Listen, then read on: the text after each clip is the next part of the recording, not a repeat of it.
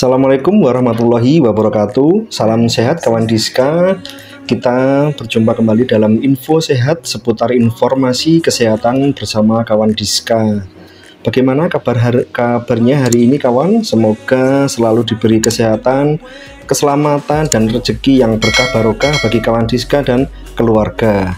Baik kawan, stunting. Nah, kali ini kita masih membicarakan tentang stunting merupakan salah satu masalah gizi yang memerlukan penanganan serius oleh semua pihak pemerintah maupun masyarakat. Nah, stunting ini bisa dicegah atau tidak kawan? Lebih lanjut kita bahas pada podcast yang kali ini. Di studio kawan Diska telah hadir Ibu Heni Siswati SKM. Beliau adalah Subkoordinator Pengelolaan Layanan Kesehatan Ibu, Balita dan Gizi Masyarakat Dinkes PPKB Kota Madiun. Selamat datang Bu Heni. Iya, bagaimana kabarnya hari ini? Alhamdulillah sehat luar biasa. Alhamdulillah sehat luar biasa. Kembali nih Bu Heni, kita membicarakan tentang stunting nih, tidak ada habisnya nih kita membicarakan stunting. Mungkin sedikit review nih Bu Heni, kemarin podcast lupa saya 1 bulan yang lalu kemungkinan juga membahas tentang stunting juga nih. Nah, membahas stunting tidak ada habisnya. Sebagai review nih Bu Heni, ya. Stunting bisa dijelaskan lagi Bu Heni? Iya. Review untuk kawan Diska. Ya, memang untuk pembahasan stunting ini tidak ada habisnya. Karena goal kita ini di tahun 2024 ini bahwa secara nasional ditargetkan menjadi 14%. Siapapun akan ngomong tentang stunting, siapapun akan bicara tentang stunting, tapi bagaimana ini nanti kita bisa mewujudkan target nasional bahwa stunting akan berada di posisi 14%. Nah, untuk mengulasnya perlu kita ingat lagi bahwa stunting ini adalah kondisi gagal tumbuh seorang anak, sehingga tinggi badannya ini tidak sesuai dengan tinggi badan idealnya, atau mereka kelihatan pendek dibanding dengan teman sebayanya. Dan perlu diingat bahwa fakta stunting ini bukan keturunan ya, dan bisa mengakibatkan kita terlihat gemuk gitu Mas Ovi ya. Tapi yang gemuk belum tentu stunting ya, kalau proporsional ya gitu. Terus ini juga akan mempengaruhi kesehatan dan aktivitas dari anak tersebut. Begitu sekilas tentang stunting agar kita bisa mereview bahwa stunting itu adalah kondisi gagal tumbuh. Kayak gitu. Tadi sudah disebutkan Ibu Heni 14%. Nah, berapa prevalensi stunting di Kota Madiun sendiri Bu? Jadi untuk Kota Madiun pada tahun 2023 ini kita berada di posisi 12,8%. Sebenarnya angka ini meningkat Mas Opi ya, kawan Diska semuanya, bahwa prevalensi stunting di Kota Madiun meningkat dari 9,7% pada tahun 2022, kemudian hasil SKI di tahun 2023 kita berada di posisi 12,8%. Nah, mengapa ini meningkat? Karena pada tahun 2023 ini masih muncul stunting baru sekitar 1-2%. Dan perlu diingat lagi bahwa untuk angka stunting ini diperoleh dari survei kesehatan Indonesia ya pada saat itu. Nah, untuk tahun ini, tahun 2024 ini nanti juga akan dilaksanakan survei status gizi Indonesia. Jadi yang menjadi pedoman stunting, prevalensi stunting di masing-masing kabupaten kota ataupun provinsi serta nasional itu adalah hasil survei status gizi Indonesia. Nah, ini karena sampling bisa jadi anak-anak yang mungkin di Kota Madiun ini tidak pernah timbang gitu ya, nggak nampak, kemudian tersampel ya, menjadi sampel dan tersurvei ya. Karena tersurvei lah, ini bisa jadi ini salah satu penyebabnya kita muncul angka yang meningkat. Seperti itu Mas. Jadi itu ada survei gizi juga ya biar survei status gizi. Status gizi. Nah, bicara tentang stunting sudah mulai dari pusat, provinsi, kabupaten, kota nih. Sebetulnya dampaknya itu apa sih Bu? Stunting di mana stunting itu? Kenapa sih melihat jangka pendek ini? Sebenarnya gini, kenapa kok stunting ini dibahas? Karena dampak jangka pendek ini akan mempengaruhi kecerdasan, karena pada masa periode emas di usia 0 sampai 2 tahun ini adalah masa pertumbuhan otak, Mas Opi. Jadi maksimalkan pemberian makan yang tepat itu pada usia balita, karena itu adalah masa pertumbuhan otak yang maksimal. Dan masa itu tidak akan terulang lagi. Artinya kalau sudah 2 tahun lewat kan ya sudah lewat begitu aja. Makanya untuk dampak jangka pendek itu adalah di perkembangan otaknya. Nah, nanti ini akan berpengaruh kepada kecerdasannya, seperti itu. Kita sebetulnya mengapa program pemerintah stunting ini diprioritaskan? Karena kita tidak ingin meninggalkan generasi-generasi yang tidak cerdas. Nah, kita inginnya generasi ke depan itu adalah generasi yang sehat, cerdas, berkualitas.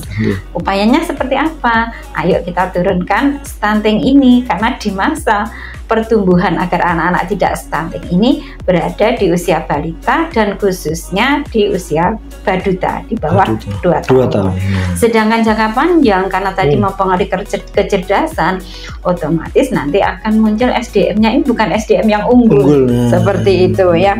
Ini karena akan mempengaruhi prestasi belajarnya dia.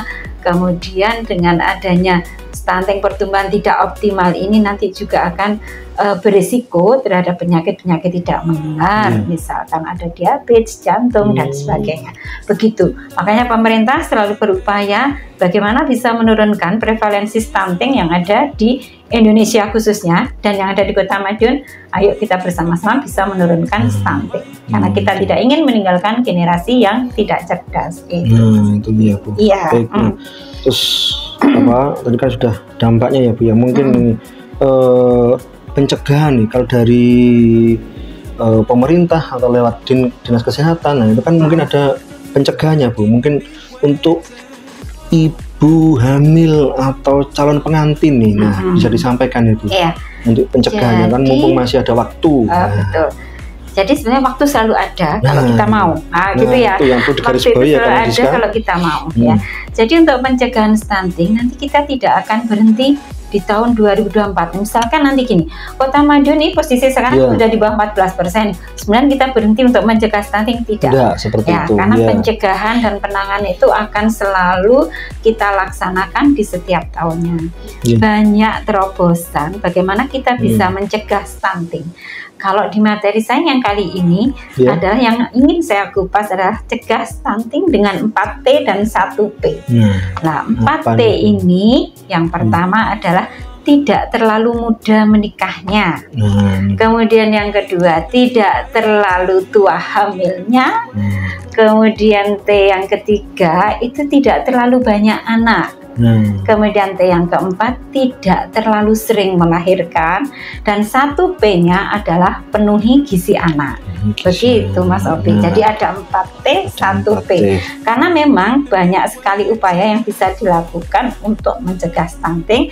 Tapi kali ini saya ingin mengupas adanya 4T dan 1P.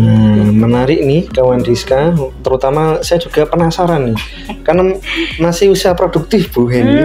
Dan Kak Admin dan Kak Admin yang di belakang kawan Diska, nah yang masih usia produktif nih wajib disimak, jangan sampai terlewat. Nah, baik Bu Heni, yang T pertama nih Bu Heni, saya penasaran juga nih. Terlalu muda menikahnya ya. Kalau berdasarkan Undang-Undang Perkawinan itu berapa ya nomornya, nomor 16 tahun 2019 itu menyebutkan bahwa usia minimal dari pria dan wanita itu 19 tahun. Tetapi di program BKKBN itu ada pendewasaan usia perkawinan. Jadi di situ disebutkan bahwa idealnya itu untuk perempuan adalah 21 tahun dan untuk laki-laki itu 25 tahun. Mengapa tidak boleh terlalu muda? Jadi gini, kalau masa muda itu ya, masa muda, karena nanti kalau sudah menikah, tujuan menikah itu kan untuk memperbanyak, bukan memperbanyak keturunan, meneruskan ya, meneruskan generasi dengan nanti akhirnya melahirkan. Kalau menikahnya terlalu muda, Yang dikhawatirkan pertama, mereka tidak siap secara fisik dan mental.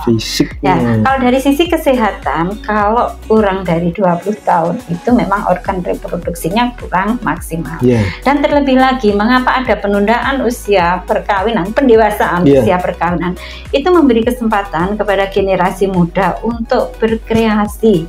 Itu adalah masa pendidikan di mana mereka bisa menempuhnya dengan baik tanpa embel-embel bla bla bla, begitu ya.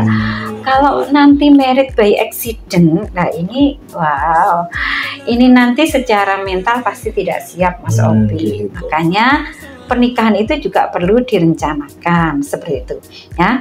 Ini adalah pesan untuk generasi muda, utamanya yang masih sekolah-sekolah ya, kuliah, pendewasaan usia perkawinan ya, paling enggak 21 tahun untuk perempuan dan untuk laki-laki 25 tahun. Intinya adalah kesiapan secara fisik dan mental. Kenapa mereka tidak dianjurkan untuk menikah terlalu muda gitu. Iya, masa muda, lagunya kan berarti masa yang masanya para remaja, gitu ya? Masa remaja seperti itu ya, lagunya lupa saya. Jadi dimanfaatkan untuk berkreativitas, untuk menempuh pendidikan dulu, pendidikan dulu untuk membanggakan orang tua, seperti itu ya. Terus yang T kedua nih Bu ini, terlalu tua hamilnya ya. Jadi begini, kalau hamil itu idealnya di usia 20 sampai 35 tahun ya. Jadi secara organ reproduksi itu memang saat-saatnya produktif. Kalau yang kurang dari 20 tahun itu organnya itu belum matang ya. Kalau yang ideal 20 tahun sampai 35. Bagaimana kalau lebih dari 35 tahun? Nah, kalau lebih dari 35 tahun ini memiliki resiko. Tetapi apakah boleh untuk hamil? Boleh. Yang penting dengan pengawasan khusus ya. Itu. Karena kalau sudah 35 tahun itu bagi ibu sendiri itu sudah kadang-kadang sudah memiliki ini bawaan banyak komplikasinya gitu loh Mas Opi.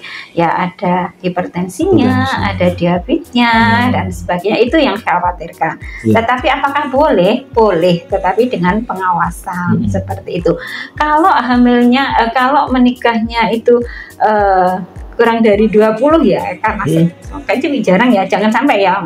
Lah kalau kurang dari 20 baiknya ditunda dulu kehamilannya agar siap atau matang secara organnya, juga siap secara mentalnya.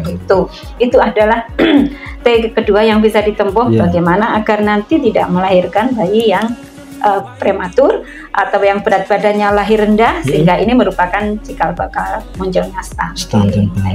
Jadi ya selain di pengawasan tadi ANC lengkap ya Bu ini. Jadi 35 tahun sewu, mungkin ada yang menikahnya telat atau 35 tahun ke atas baru menikah, terus program melahirkan. Seperti itu ya Bu ini, di kontrol rutin ANC. Jadi memang itu merupakan syarat bagi ibu hamil ya. Agar kehamilannya itu bagus, memang harus melaksanakan ANC secara terpadu, di mana harus memeriksakan kehamilan itu minimal 6 kali selama masa kehamilan. Dan jangan lupa minum TTD selama sekarang bukan 90 tablet lagi, tetapi 180 tablet. Jadi selama 6 bulan itu diharapkan untuk minum TTD, karena tablet tambah darah ini memang sangat perlu sekali untuk ibu hamil agar terhindar dari anemi yang berisiko. Jika ibu hamil anemi ini bisa menyebabkan perdarahan pada saat persalinan. Baik, nah ini sebentar sebelum lanjut nih Bu, ada salam sehat Bu Heni @Faraida. Nah, ini ada salam sehat untuk Bu Heni. Kembali sehat-sehat ya Mbak Farah. Kita lanjutkan nih Bu, T yang ketiga nih. T yang ketiga itu terlalu banyak ya, terlalu banyak anak.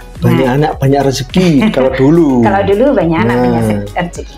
Jadi terlalu banyak, meskipun jarak kelahirannya itu agak jauh, tapi terlalu banyak anak, ini akan berpengaruh pada proses pengasuhan. Intinya di situ. Kalau semakin banyak anak, itu pasti akan akan semakin banyak waktu yang diluangkan untuk anak-anak tersebut. Nah, kalau terlalu banyak anak ini akan juga berisiko terhadap ibunya. Ini nanti akan berisiko juga untuk kesehatan ibunya. Jadi upayakan kalau memiliki anak ya kurang dari 3. Kurang dari 3 berarti 2 ya. Kurang dari 3. Itu fungsinya adalah agar anak-anak ini maksimal mendapatkan pengasuhan, juga maksimal di pendidikannya, sehingga semuanya itu kopen gitu loh Mas Opi. Jadi lebih ke pola asuhnya. Jadi kalau banyak anak, apalagi banyak anak jaraknya terlalu dekat, itu nanti menginjak yang berikutnya. Jadi pola asuh banyak. Kalau dulu banyak anak banyak rezeki. Nah, karena kalau Lebaran banyak yang nyangon. Angpau kalau dulu seperti itu. T yang selanjutnya yang keempat tadi sudah disepil nih, keceplosan. Terlalu sering ya. Terlalu sering nih. Terlalu sering itu terlalu terlalu dekat antara kelahiran yang satu dengan kelahiran berikutnya. Ini kalau secara program kesehatan mestinya hamil lagi itu lebih dari 2 tahun ya. Kalau sudah lebih dari 2 tahun baru boleh hamil lagi gitu lah. Idealnya 2 tahun. Diatur diatur kehamilannya. Jadi memang program keluarga berencana itu fungsinya adalah mengatur jarak kelahiran sih, bukan tidak boleh melahirkan tapi mengatur jarak kelahiran dengan tidak terlalu sering melahirkan. Ini sebenarnya padanannya itu hampir sama dengan yang terlalu banyak. Kalau terlalu banyak anak itu juga repot mengurusnya. Kemudian kalau terlalu sering, ini tidak ada jeda ibu untuk merawat dirinya sendiri. Kemudian juga untuk anaknya ini biar dia, karena tadi ada periode 2 tahun pertama itu memang masa-masanya memang harus diasuh secara maksimal karena gimana? Di situ adalah masa pertumbuhan otak yang maksimal. Kenapa main diatur harus lebih 2 tahun? Karena 2 tahun di masa pengasuhan Baduta tadi bahwa 2 tahun kalau itu terasuh dengan baik, kemudian mendapatkan perawatan yang baik, mendapatkan perhatian yang baik, ini ibaratnya membuat adonan kue gitu ya Mas Opi.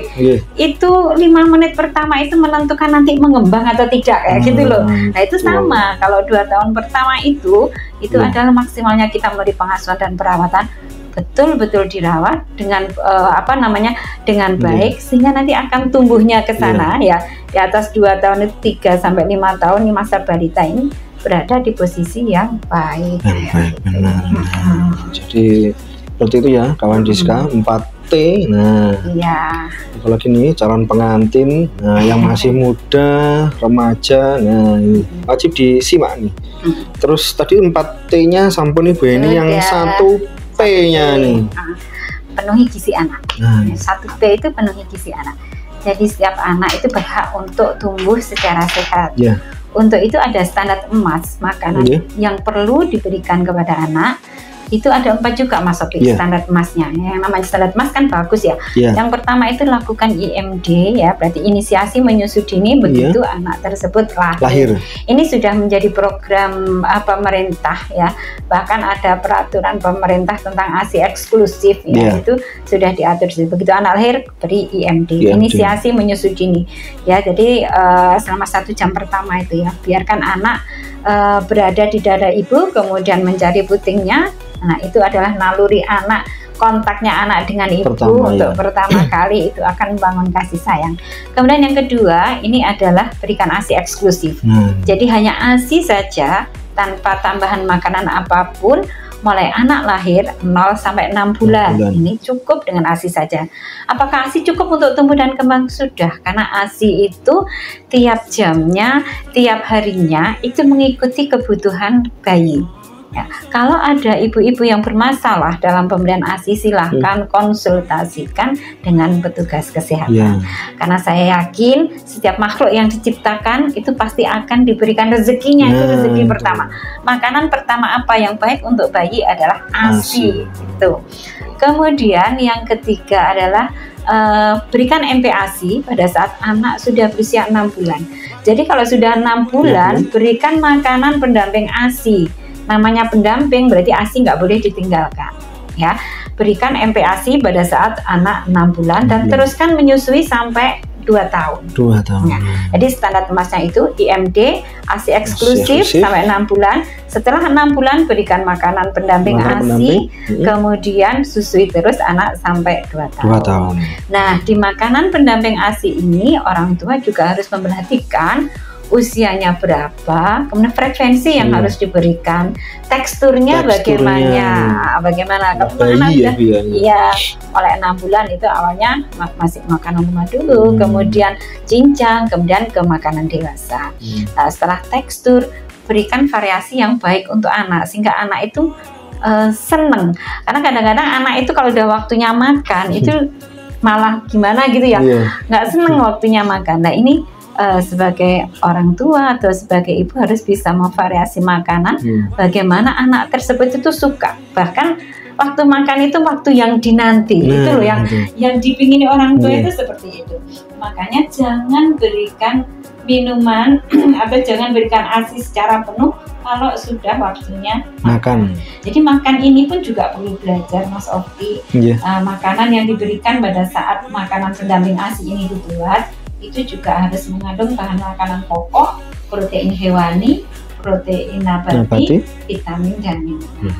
Nah, ini upayakan untuk protein hewani itu sudah diajarkan mulai awal. Karena dia mulai mengenal rasa, baik itu dari nabatinya, ini yang berupa mungkin tahu tempe gitu ya. Kemudian protein hewaninya juga yang tidak perlu mahal. Biasanya kalau yang wisata itu mesti ada ini. Si cacah ini ayam, ada daging, tapi itu variasinya harus lengkap, komposisinya harus dengan gizi seimbang. Sehingga pada saat anak mengenal makanan pertama, yang mengenal rasa itu, ternyata makanan itu ada banyak macam-macam loh. Nanti kalau sudah besar, bukan hanya mengenal nasi sama ayam goreng kayak gitu, ternyata ada sayurnya loh. Ya, ini yang bikin seger anak. Itu kenalkan mulai awal. Biasanya kalau sudah terbiasa pakai sayur, kalau nggak pakai sayur nanti rasanya kurang begitu. Jadi itu penuhi gizi anak sesuai dengan usianya agar anak ini bisa tumbuh dan berkembang secara optimal. Nah, jadi itu ya yang bisa kawan Diska. Waktu makan yang ditunggu gitu, bukan waktu makan malah lari-larian ke sana kemari. Nah, itu orang tuanya pasti sedikit memutar otak untuk itu ya Bu ya. Jadi saya jadi memang untuk makan, untuk memberi makan itu harus membangun responsif dari anak sendiri. Jadi anak itu responnya gimana, enaknya gimana. Tapi yang perlu digarisbawahi untuk kawan Diska yang ada di luar sana, jangan pernah memberikan iming-iming kalau nanti kamu makan, nanti saya beri ini loh. Nanti kalau kamu makan, saya belikan ini. Ini nanti kalau nggak diberikan dia nggak mau makan. Padahal makan itu sebetulnya kebutuhan anak tersebut. Jadi kita harus bisa membangun respon dengan anak, bisa berkomunikasi bahwa makan ini memang kebutuhan. Jadi waktu yang menyenangkan begitu. Menyenangkan gitu. Jadi tidak dikasih iming mau makan, mau didulang, tapi dikasih itu. Nanti tidak dikasih mobil-mobil nggak mau makan, repot. Termasuk salah satu polasi yang tidak tepat. Tepatnya itu ya kawan. Nah, lanjutnya nih Bu, ini tadi sudah tentang pemenuhan gizi ini. Kalau orang tua nih bisa mengetahui status gizi anaknya nih Bu, bagaimana Bu caranya? Bisa. Jadi yang perlu dilakukan oleh orang tua yaitu adalah timbang berat badan dan ukur tinggi badan secara rutin. Tempatnya di mana? Di posyandu boleh, di fasilitas pelayanan kesehatan boleh. Yang penting anak-anak ini rutin timbangnya. Rutin ini bukan berarti biasa, karena dengan rutin kita akan mengetahui trennya. Kalau tidak rutin, di plottingnya itu kalau sudah bisa bicara dengan buku KIA, itu nggak bisa dihubungkan garisnya. Makanya kalau rutin akan diketahui trennya. Dan yang perlu diwaspadai adalah apabila anak kemarin berat badannya 10, sekarang kok tetap 10. Nah, ini ada apa? Itu yang perlu dievaluasi. Apalagi 10 kemudian turun ke 9 atau 9,5. Nah, ini perlu diwaspadai ibu-ibu semua. Jadi jangan sampai terjadi bayi atau balita ini tidak naik berat badannya 2 kali berturut-turut. Ini berarti ada masalah. Ya. kalau ini dibiarkan, ini yang namanya weight faltering itu seperti itu. Jadi gagal tumbuh karena anak yang sehat berdasarkan KMS untuk usia balita. Anak yang sehat itu tiap bulan harus bertambah berat badannya. Kalau tidak tambah berat badannya, ini merupakan cikal bakal munculnya stunting baru lagi, kayak gitu. Berarti orang tua harus sudah warning ya Bu. Sudah lampu kuning nih orang tuanya. Makanya buku KIA itu bisa digunakan sebagai panduan bagi ibu. Karena setiap ibu hamil itu Mas Obi pasti diberikan buku KIA. Nah ini ya kawan Diska, buku pink. Kalau ada ibu hamil yang belum dapat ini, nah ini kalau insya Allah di Kota Madiun tidak ada sudah dapat. Nah di dalam sini bisa memantau pertumbuhan anaknya sendiri kayak gitu. Gratis. Gratis dan komplit nih Diska isinya. Kompletnya begini Mas Obi. Kalau dulu itu hanya kita tahunya itu hanya plottingnya berat badan menurut umur. Ini sudah komplit sekali. Nah, jadi di Kota Madiun kalau belum ada yang punya berarti silahkan ke puskesmas. Kalau belum punya di puskesmas ada berarti ya apa istilahnya Bu ini? Gini, setiap ibu mau bilang kebacut enggak enak saya. Setiap ibu hamil itu kemanapun periksa, kita sudah koordinasi dengan bidan praktek mandiri, dengan SPOG. Kalaupun boleh ibu hamil itu mau periksa di vaskes manapun boleh. Paling tidak sekali harus kontak dengan puskesmas. Pertama itu untuk mendapatkan buku KIA. Yang kedua itu mendapatkan pemeriksaan laborat yang lengkap karena ini adalah program pemerintah, tidak dipungut biaya atau gratis.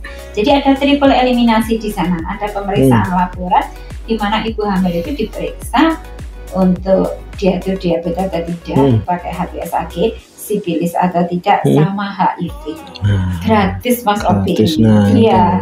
Padahal kalau di luar mahal nih pemeriksaan pemeriksaan ini. Selain itu juga diperiksa gula darahnya dan golongan darah juga. Siap. Nah, kita lanjutkan dulu nih Bu ini. Tadi sudah status gizi nih, sudah ditimbang nih. Nah, setelah menimbang itu ibu-ibu ini bisa langsung mengetahui enggak Bu status gizi anaknya, putrinya? Bisa. Jadi hasil timbang itu memang bisa diterjemahkan dari berat badan menurut umur. Kita itu akan tahu anak kita itu gizinya sangat kurang atau tidak. Kemudian dengan membandingkan tinggi badan menurut umur. Tinggi badan menurut umur inilah yang perlu kita lihat ibu-ibu semua atau kawan Diska yang ada di sana. Tinggi badan menurut umur ini nanti akan kita ketahui bahwa anak ini sangat pendek, normal, atau jangkung. Kemudian yang ketiga itu dengan membandingkan berat badan dibanding tinggi badan. Nah ini akan kita ketahui anak ini gizi buruk ataukah gemuk. Nah di situ dengan membandingkan berat badan tinggi badan. Karena pembahasan kita stunting, waspada di tinggi badan menurut umur. Kalau sangat pendek itu berarti anak tersebut stunting. Jadi orang tua itu bisa mengetahui di buku KIA ini. Karena di buku KIA ini, kalau dulu hanya KMS, cuma satu Mas Obi, itu hanya berat badan menurut umur. Tapi di sini enggak, tinggi badan menurut umur itu sudah ada. Tinggal menghubungkan umurnya itu berapa, kemudian tingginya berapa, itu di situ nanti sudah nampak. Apakah anak saya sangat pendek, normal, atau jangkung. Tanpa pakai hitungan yang rumit-rumit, di grafik ini sudah nampak.